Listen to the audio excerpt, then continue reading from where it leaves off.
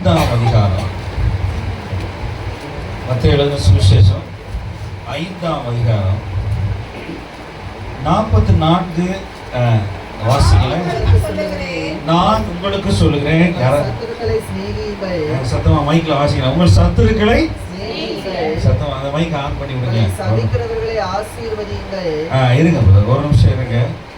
எல்லாரும் எடுத்துக்கிட்டீங்களா? மத்தேயு 5:44, 46, 47, 48 வாசிக்க போறோம். எடுத்துக்கொள்ளுங்க, எல்லாரும் எடுத்துக்கொள்ளுங்க. ஆண்டவராய் இயேசு கிறிஸ்து சொன்ன பொன்மொழிகள் இது. வாசிக்கிறது. நான் உங்களுக்கு சொல்லுகிறேன், இயேசு சொன்னார், உங்கள் சத்துருக்களை சிநேகியுங்கள், உங்களை சபிக்கிறவர்களை ஆசீர்வதியுங்கள், உங்களை பகைக்கிறவர்களுக்கு நன்மை செய்யுங்கள், உங்களை நிந்திக்கிறவர்களுக்காகவும் உங்களை துன்பப்படுத்துகிறவர்களுக்காகவும் ஜெபம் பண்ணுங்கள். உங்களை சிநேகிக்கிறவர்களையே நீங்கள் சிநேகிப்பீர்களானால் உங்களுக்கு பலன் என்ன? ஆயக்காரரும் அப்படியே செய்கிறார்கள் அல்லவா? உங்கள் சகோதரரை மாத்திரம் வாழ்த்துவீர்களானால் நீங்கள் விசேஷித்து செய்கிறது என்ன? ஆயக்காரரும் அப்படி செய்கிறார்கள் அல்லவா? ஆகையால் பரலோகத்தில் இருக்கிற உங்கள் பிதா பூரண சர்க்குணராய் இருக்கிறது போல நீங்களும் பூரண சர்க்குணராய் இருக்க கடவீர்கள். எல்லாரும் ஆமென் சொல்லுமா? எல்லாருக்கும் சுவிசேஷம் தெரியுமா தெரியாதா? தெரியாதா? இயேசு பூமிக்கு வந்தாரு, என் பாவங்களை கல்வாரி சிலுவையில் மன்னித்தாரு. நான் இன்னைக்கு நீதிமானா இருக்கிறேன், நீ நல்ல பிள்ளை, நான் நல்லபடி நாணயமா இருக்கிறேன். என்ன ஒரு ஆமென் சொல்லுங்க. சரி, இப்போ அதே ஆண்டவர் தான் இங்க சொல்லியிருக்கிறாரு, உங்களை சபிக்கிறவங்களை ஆசீர்வதிங்க. இந்த வருஷம் எத்தனை பேரை நீங்க சண்டை போட்டீங்களோ, கணவன் மனைவி சொல்றேன், நீங்க கணவன் மனைவியை மன்னிக்கணும், மனைவி கணவனை மன்னிக்கணும். அப்படி இல்லைன்னா உங்க பிள்ளைங்க நல்லா வாழாது. பிள்ளைங்க 85% பார்த்து தான் கத்துக்கிறாங்க, புக்கில் கத்துக்கிறது கிடையாது. சைக்காலஜிக்கலா ஆண்டவர் இயேசு சொன்னாரு, உங்களை சபிக்கிறவங்களை வேலை ஸ்தலத்துல, நீங்க பள்ளிக்கூடத்துல அல்லது போகிற இடங்களை, தம்பி ராஜா எல்லாரும் என்னைய பார்க்கணும், ஏன்னா போனை பிடிக்க வச்சுக்குவேன், தரமாட்டேன் திரும்ப. ஸ்கூல் மாதிரி தான், ஏன்னா போனை பிடிக்கிறேன். ஒரு போன் ஒரு ஆசீர்வாதமா இருக்கணும், என்னை கவனிங்க, நம்ம எல்லாரும் பரலோகத்துக்கு போனோம். ஒரு ஆமென் சொல்லுங்களேன். எனக்கெல்லாம் 40 வயசுல ஆண்டவர் பரலோகத்துக்கு போக ஆசையை கொடுத்துட்டாரு. இந்த உலகத்துல ஒன்றும் கொண்டு வந்ததில்லை, ஒன்றும் கொண்டு போவதில்லை. புது வருஷம்னு நீங்க நினைக்காதீங்க. பழைய வருஷத்துல உள்ள குப்பையை புது வருஷத்துக்கு கொண்டு போக கூடாது. 1-2 ஆமென் கொடுக்குது. சொல்லுங்க, இயேசுவே என் இருதயத்தை சுத்தம் பண்ணுங்க, கொஞ்சம் பாரத்தை இறக்கி வைக்கிறேன். நம்ம யாரை மன்னிக்கலையோ, யாரை வேதனைகளும் கசப்புகளும் வச்சிருந்தோம்னா புது வருஷம் ஆசீர்வாதமா இருக்காது. அதை கத்தட்ட வச்சிருங்க. அதுக்கு தான் இந்த வசனத்தை சொல்றேன். எத்தனை பேர் சண்டைக்கு வந்தாலும் சண்டை போடாதீங்க. சொல்லுங்க, என்ன செய்யுங்க? பக்கத்துல வசனம், ஹலோ உங்களுக்கு தான் சொல்றாரு அவரு, என்ன சொல்லுங்க. முன்னாடி நிக்கிற வெள்ளை சட்டை போடுங்க, உங்களுக்கு தான் சொல்றாருன்னு சொல்லுங்க. சண்டை போடுறது ஒரு பிசாசின் ஆவி.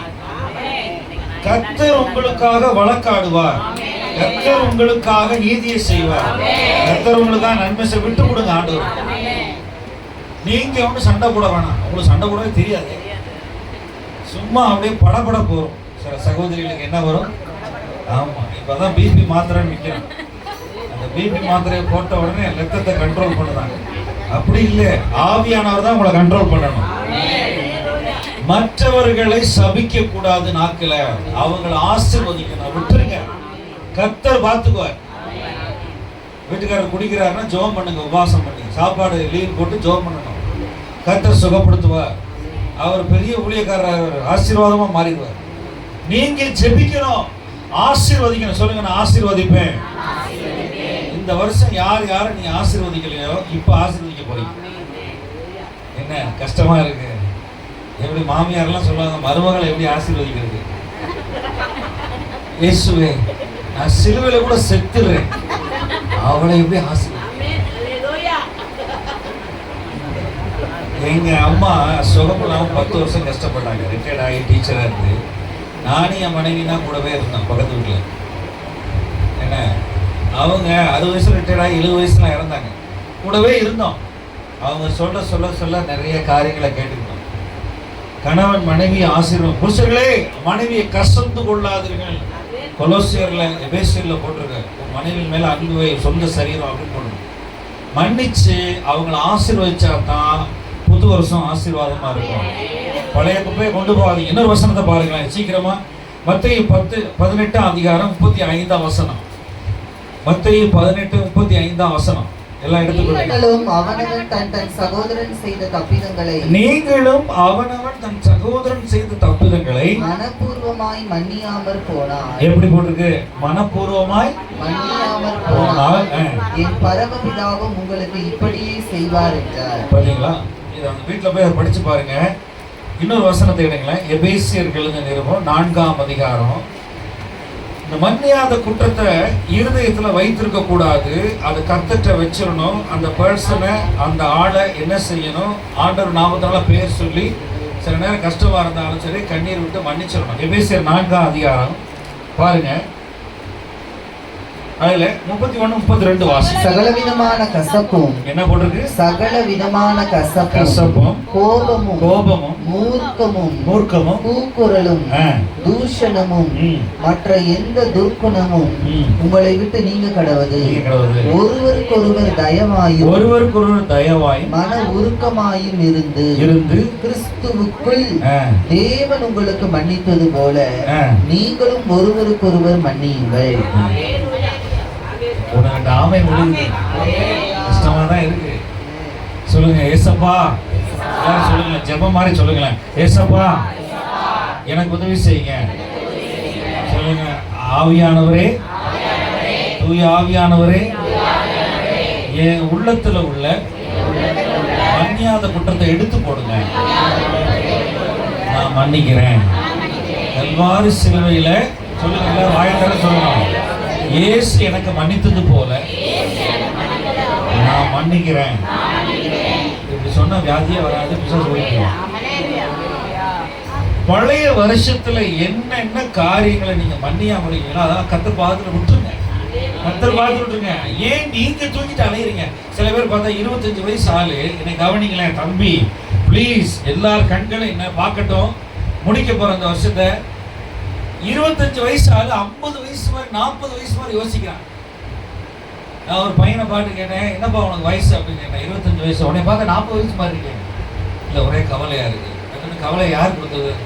கவலை உன்னை யார் தூக்கி சொன்னது?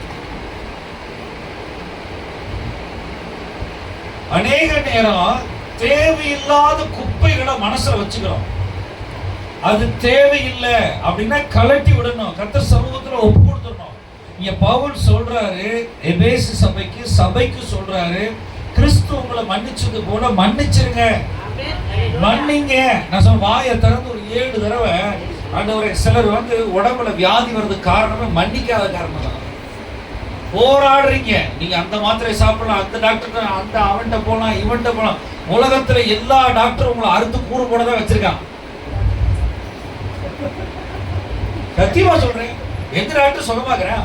டாக்டர் சிகிச்சை அளிப்பார். இயேசு ஒருத்தர் யாவே ராஃபா தான் சுகப்படுத்துவார்.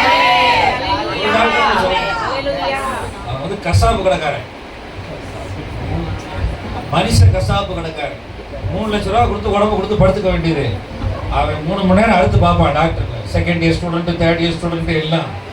வியாதி வர்றதுக்கு முதல் காரணம் என்னன்னா மன்னியாத குற்றம், கசப்புகள். நீங்க இந்த வருஷத்துல 2025 யார் யார் உங்களுக்கு துரோகம் பண்ணியிருந்தாலும், உங்களை ஏமாத்தி இருந்தாலும், 1000 ரூபாய் பிடிக்கிட்டு போயிருந்தாலும் சரி, கொடுக்கல 10,000 ரூபாய் சொந்தக்காரங்க தங்கச்சி பிடிக்கிட்டு போயிட்டா, 1 லட்ச ரூபாய் ஏமாத்துற பரவாயில்ல, கர்த்தர் உங்களுக்கு 1 கோடி தருவார்.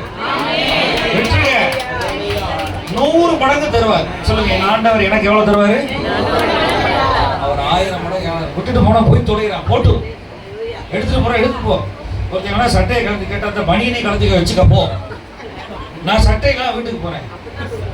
ஒரு பாஸ்டர் இப்படிதான் நல்ல பனியனோட டிஷர்ட் போட்டு ட்ரெயின்ல தூக்குனாரு. பையி எல்லாத்தையும் ஒருத்தர் தூக்கிட்டு போயிட்டான்.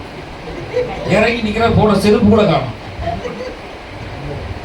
நீங்க விட்டு விடுங்க. கர்த்தர் உங்களை அதிகமாய் 1000 மடங்கு ஆசீர்வதிப்பார். இன்னொரு வசனத்தை பாருங்க. 3ஆம் அதிகாரம், யாக்கோபு 3ஆம் அதிகாரம். நம்ம விசுவாசிகள் கர்த்தருடைய பிள்ளைகளா நம்ம அதிகமா கர்த்தருடைய அன்புல நடக்கணும். தேவையில்லாத உலக பிரகார மக்கள் மாதிரி இருக்கக்கூடாது. அதுல 3ஆம் அதிகாரம் 14. உங்கள் இருதயத்திலே கசப்பான வைராக்கியத்தை விரோதத்தையும் வைத்தீர்களானால் நீங்கள் பெருமை பாராட்டாதிருங்கள். சத்தியத்திற்கு விரோதமாய் பொய் சொல்லாமலும் இருங்கள். அடுத்து 16 வாசிங்க. வைராக்கியமும் விரோதமும் எங்கே உண்டோ அங்கே கலகமும் சகல துர்ச்செய்கைகளும் உண்டு. ஒரு ஆமென் சொல்லுங்க. இது பைபிள்ல தானே இருக்கு இந்த வசனம். இது எங்க இருக்கு? யாக்கோபு 5 அதிகாரம் 50 அதிகாரத்துக்கு சமானம். அது சகோதரரே சகோதரரே சகோதரரே சொல்லிருக்காரு. இந்த இடத்துல விரோதங்கள் அப்படின்னா ஹேட்ரட், அதாவது ஒருத்தர் பிடிக்கல என்று. இந்த கல்யாண வீடுகள்லாம் பார்த்தீங்கன்னா, சாவு வீடுகள்லாம் பார்த்தீங்கன்னா ஃபைட்டிங் பார்த்துருக்கீங்களா? ஒன்றுமே இருக்காது.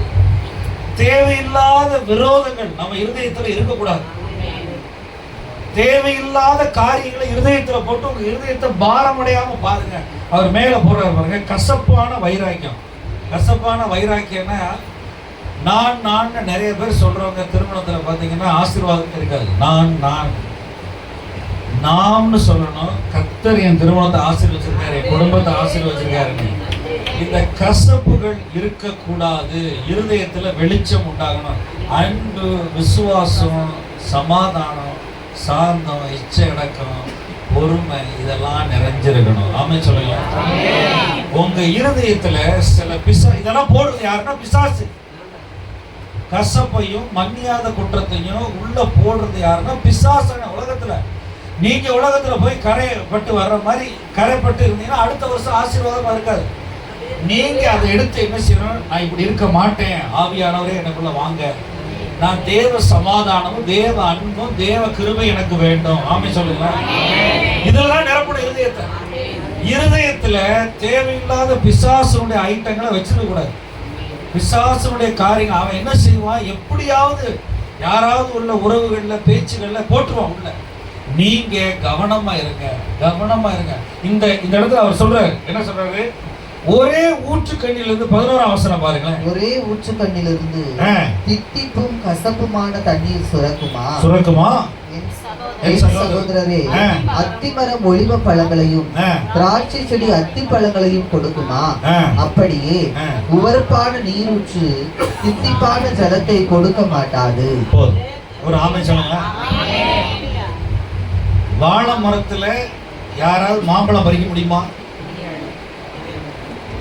உங்க வீட்டுல நான் சொல்றேன், மேல டேங்க்ல உப்பு தண்ணி ஏற்றி வச்சிருக்கீங்க. 1 hour நல்ல தண்ணியும் சாயங்காலம் ஆனா நல்ல தண்ணியும் உப்பு தண்ணியுமா வருது? நம்ம அப்படி இருதயத்தில் அப்படி இருக்கவே கூடாது. நம்ம மாம்சத்துல அநேக காரியங்களை கடந்து வர்றோம். நம்ம ஆவியின் உதவியோடு வசனத்தின் உதவியோடு தேவ அன்புல வாழ்ந்தா இந்த பழைய வருஷத்தினுடைய குப்பைகளை எடுத்துட்டு போக கூடாது. இன்னொரு வசனத்தை பார்ப்போமே. எபிரேயர் 3ஆம் அதிகாரம் பாருங்க. இது சங்கீதம் 111 சொல்லியிருக்குது. அதுல 12ஆம் வசனம் 13ஆம் வசனம் பாருங்க. மைக்ல வாசிங்க. மைக் இல்லையா? சகோதரரே, ஜீவனுள்ள தேவனை விட்டு விலகுவதற்கு ஏதுவான அவிசுவாசமுள்ள பொல்லாத இருதயம் உங்களில் ஒருவனுக்குள்ளும் இராதபடிக்கு நீங்கள் எச்சரிக்கையாயிருங்கள். உங்களில் ஒருவனாகிலும் பாவத்தின் வஞ்சனையினாலே கடினப்பட்டு போகாதபடிக்கு இன்று எண்ணப்படும் அளவும் நாடோறும் ஒருவருக்கொருவர் புத்தி சொல்லுங்கள். பாத்தீங்களா என்ன எழுதியிருக்காரு? பாத்தீங்களா? அந்த ஆவியானவர் எழுதி வச்சிருக்கிறாரு. கர்த்தருடைய வசனத்தை ஞாயிற்றுக்கிழமை பூரா கேட்டுட்டு கர்த்தருடைய வசனத்தை படிச்சுட்டு இந்த அவிசுவாசம் உள்ள பொல்லாத இருதயம் நம்ப மாட்டேன், தோமா மாதிரி நான் இதை நம்ப மாட்டேன் அப்படின்னு சொல்லாதீங்க. உங்களுக்கு நம்ப முடியலன்னா, சில வசனங்களை நம்ப முடியல அப்படின்னு சொன்னா ஆண்டவர்கிட்ட போய் அப்போஸ்தலருக்கு முன்னாடி ஆண்டவரே என் அவிசுவாசம் நீங்கும்படி உதவி செய்யுங்கன்னு கேட்கணும். ஆமென் சொல்லுங்களேன். யவீரு அந்த ஜெபாலய தலைவன் பிள்ளை செத்து போச்சு வியாதியில. எல்லாரும் என்ன சொன்னா, போதகரை வருத்தப்படுத்தாத, அவர் பிள்ளை செத்து போச்சு அப்படின்னு. உடனே அவர் சொல்றாரு, நீ விசுவாசிச்சா, ஆமா. அவர் சொல்ற எல்லாரும் சொல்றாங்க வேணாம், வருத்தப்பட. திரும்ப போறாரு கூட ஆண்டவர். நல்லா கவனிங்க, அதை கீழே பாருங்களேன், 15ஆம் வசனத்தை பாருங்க. இன்று அவருடைய சத்தத்தை கேட்பீர்களாகில், எல்லாரும் சேர்ந்து சுவாசிப்போம். அதை இன்று அவருடைய சத்தத்தை கேட்பீர்களானால் கோபம் நடந்தது போல கடினப்படுத்தாதீர்கள் என்று சொல்லி இருக்கிறதே. போதும். நல்லா கவனிங்க, நம்ம ஜெபிக்க போறோம். இப்ப என்னன்னா, ஆண்டவராக இயேசு கிறிஸ்து அந்த 5ஆம் அதிகாரத்துல சொன்னது போல, 18ஆம் அதிகாரத்துல மத்தியில சொன்னது போல எல்லாரையும் மன்னிக்கணும். ஒரு ஆமென் சொல்லலாம். திருவிருந்து இருக்கு, புதிய அது வந்து உடன்படிக்கை, புதிய உடன்படிக்கை, புதிய வருஷத்துக்குள்ள போறோம். எந்த இடத்துலையும் ஒரு சிறு பிள்ளைய போல ஆண்டவருக்கு விட்டு கொடுங்க. பழைய வருஷத்துல உள்ள எந்த பேச்சுக்களையும் பேசாதீங்க. சொல்லுங்க, அடிக்கடி உங்களுக்கு ஆசீர்வாதம் வராத காரணம் என்னன்னா, இந்த பழைய பிசாசோட தேவையில்லாத வாழ்க்கையில அடிபட்டத்தையும் காயங்களையும் தழும்புகளையும் வெட்டி விடாதனாலதான். பழச டிட்டாச் பண்ணணும். சிலருக்கு பழைய சினிமா பாட்டு கேட்டா பழைய ஞாபகம் வரும். தவறானது பிசாசு மாம்சம் தூண்டி விடுவான். நிறைய நேரங்கள்ல கடின இருதயம் இருக்கக்கூடாது. கடின இருதயம் இருந்தா கர்த்தருடைய ஆவியானவர் உங்களுக்குள்ள கிரியை செய்ய முடியாது. கர்த்தருடைய ஆசீர்வாதம் கிரியை செய்ய முடியாது. அதே போல கசப்பான வைராக்கியம். இப்ப சில பேர் கசப்பு வந்துருச்சுனால வியாதி வந்துடும், காய்ச்சல். காய்ச்சலுக்கு காரணம் என்னன்னா, மழையில நினைச்சது இல்ல. சொல்லுங்க, எல்லாம் பக்கத்துல சொல்லுங்க, அவர் உங்களை பத்தி தான் சொல்றாரு. மன்னிக்காதனாலதான் காய்ச்சல். என்ன பாரு தம்பி ராசா, ராசா தங்கம், சில நேரம் கெட்ட கனவு வந்தா காய்ச்சல் வந்து. கெட்ட கனவுல வந்து பிசாசு ஓத்திரப்படுத்துவான். கசப்பு கூடுது, மன்னியாத குற்றம் கூடுது, இருதயம் கடினமாகுதுன்னா கெட்ட கனவு வந்துடும். எந்த சினிமா பார்த்து படுக்கிறீங்களோ அந்த சினிமாவில் ஒரு கேரக்டர் உள்ள வந்துடும், முன்னாடியே வரட்டுறான். ஆத்மாவை ஓத்திரப்படுத்திட்டா வியாதி வந்துடும், பிசாசு சரீரத்தை தொடுவான். இன்னைக்கு நம்ம எல்லாரையும் மன்னிக்க போறோம். ஆமென் சொல்லுங்களேன். கர்த்தர் வந்து உங்களை அன்புக்கும் கிருபைக்கும் சமாதானத்துக்கு தான் அழைச்சிருக்கிறார். பரலோக குடிமகன் தான். ஆமென். நம்முடைய பாஸ்போர்ட் 3:21 சொல்லியிருக்கு பிலிப்பியர்ல, நம்முடைய குடியிருப்போ கடவுள் சீட்டு பரலோகத்தில் இருக்கு. பரலோகம் போறதுக்கு உங்களை முத்திரை குத்திருக்காரு. ஆனா இங்கேயே கடந்து கஷ்டப்படக்கூடாது. முழங்கால் போடுவோமா? முழங்கால் போடுவோம். தம்பிகளா, நீங்க அப்பா அம்மா மன்னிங்க.